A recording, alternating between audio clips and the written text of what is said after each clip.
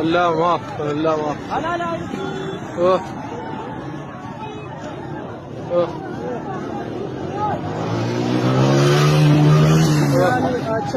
Angosto, não dei uma marrom. Morto, morto.